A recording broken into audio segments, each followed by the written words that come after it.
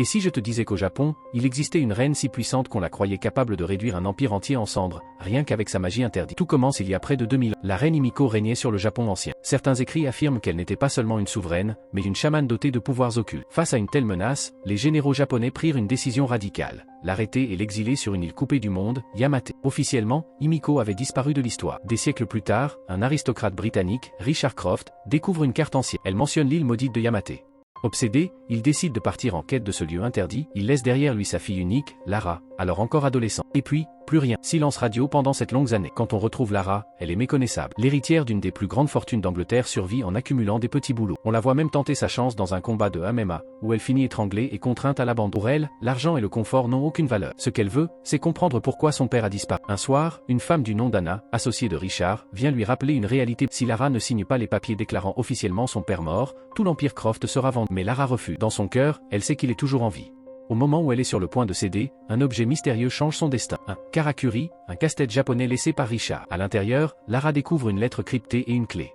Tout pointe vers un endroit précis, la tombe de son père. Là, elle trouve une entrée secrète menant à un bureau caché, faux passeport, caméra, journaux intimes, et surtout, un message enregistré. Richard lui avoue qu'il cherchait un passage vers l'au-delà, espérant retrouver sa femme disparue. Mais surtout, il supplie Lara de détruire ses recherches sur Himiko. Car si ses écrits tombaient entre de mauvaises mains, l'humanité entière serait en danger. Mais Lara n'est pas du genre à suivre les règles.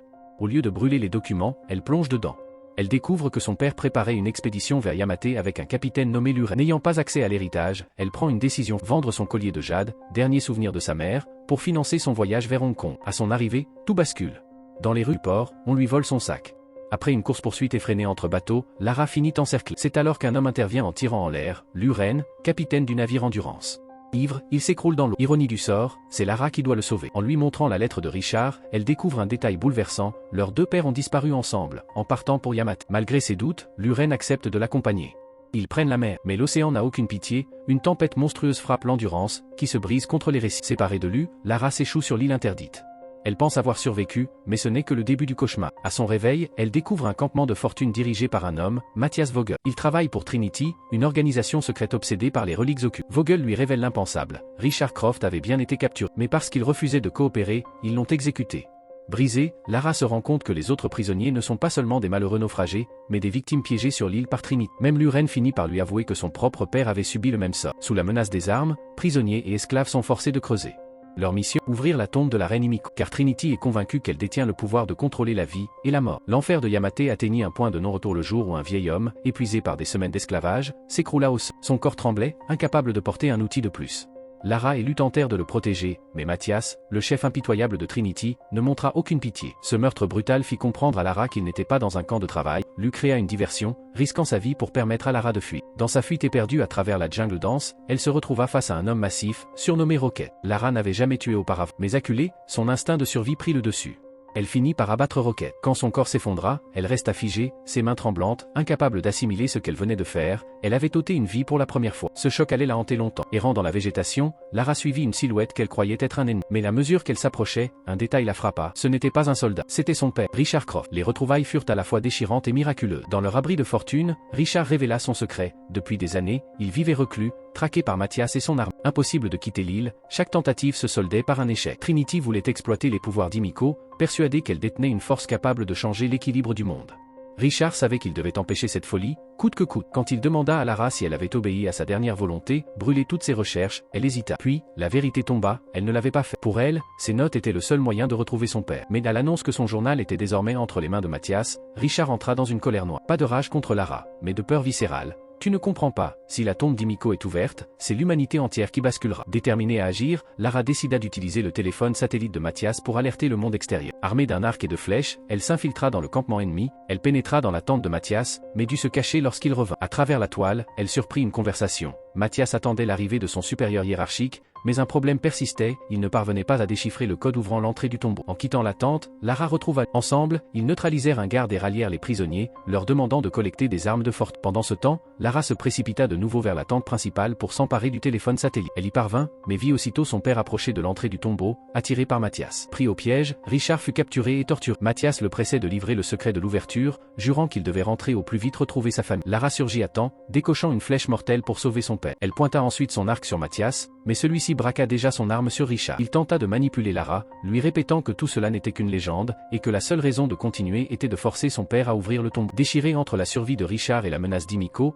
Lara prit une décision radicale. Elle affirma qu'elle connaissait la solution, en se basant sur les énigmes anciennes qu'elle avait déjà résolues. Elle manipula les grandes roues gravées de la porte, provoquant un effondrement partiel qui donna accès au tombeau. Mathias, ses hommes, Richard et Lara entrèrent ensemble. Richard, terrifié, murmura: c'est elle, Himiko. Mathias, lui, resta incrédule. Un faux pas, et un garde fut empalé par une lance jaillissant du sol, un mécanisme antique encore fonctionnel après des siècles. Ils avancèrent jusqu'à une fosse remplie de milliers d'ossements. Un charnier, ultime avertissement de ceux qui avaient tenté l'aventure avant eux. Une passerelle fragile les mena de l'autre côté, mais un second piège se déclencha, enfermant le groupe à l'intérieur et scellant les portes derrière eux. Le sol se mit à se fissurer. Dans la panique, Lara tenta d'activer un mécanisme mural. Au moment où elle faillit chuter dans le vide, un souvenir la frappa, l'énigme des couleurs. Rouge plus jaune donne vert. Elle tourna les roues en conséquence, et une lumière verte illumina le tombeau. La porte s'ouvrit enfin. Derrière elle, le silence. Des tombes délabrées, couvertes de poussière et de symboles effacés. Ce n'était pas n'importe quelle tombe, c'était celle des servantes d'Himiko, enterrées à ses côtés, comme si leur loyauté avait continué bien au-delà de la mort. Tout ce qu'ils découvraient correspondait mot pour mot aux notes de Richard. Les symboles, les pièges, les avertissements, rien n'était inventé. Cette fidélité glaçante fit naître un doute dans l'esprit de Lara. Enfin, après des heures d'avancée à travers les entrailles de la terre, ils atteignirent la salle interdite, la tombe d'Himiko. Il ordonna à ses hommes de soulever le cercueil. Le corps de la reine Himiko reposait à l'intérieur, intact, et puis, l'impensable se produisit. Ses yeux s'ouvrirent. Son visage commença alors à se décomposer. L'un des gardes, incrédule,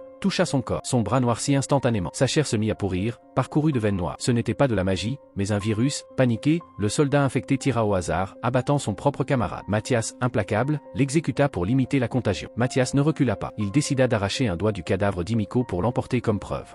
À ce moment, Lara bondit, frappant un garde avec une hache, tandis que Richard parvint à tirer dans la jambe de Mathias pour le ralentir. Dans la confusion, Lara réussit à s'échapper, mais son soulagement fut de courte durée. Richard avait été effleuré par un soldat contaminé. Déjà, ses veines s'assombrissaient. Le virus l'avait touché. Il serra son bras avec un bandage, tentant de ralentir l'inévitable. Lara le rejoignit, déterminée à le sauver, mais son père savait déjà ce que cela signifiait. Les minutes suivantes furent une course contre la montre. Ensemble, ils traversèrent d'anciens pièges, échappant de justesse à des mécanismes mortels. Finalement, Richard s'arrêta. Tu dois m'abandonner, Lara. Mathias ne doit pas sortir d'ici. Je détruirai le tombeau avec les explosifs. Voir ton visage une dernière fois est déjà une bénédiction. En larmes, Lara refusa, mais Richard insista, conscient qu'il ne pouvait pas être sauvé. Leur adieu fut bref, mais lourd de sens, une promesse silencieuse que son sacrifice ne serait pas vain. Pendant ce temps, Mathias tentait de franchir la fosse aux ossements. Lara le rattrapa.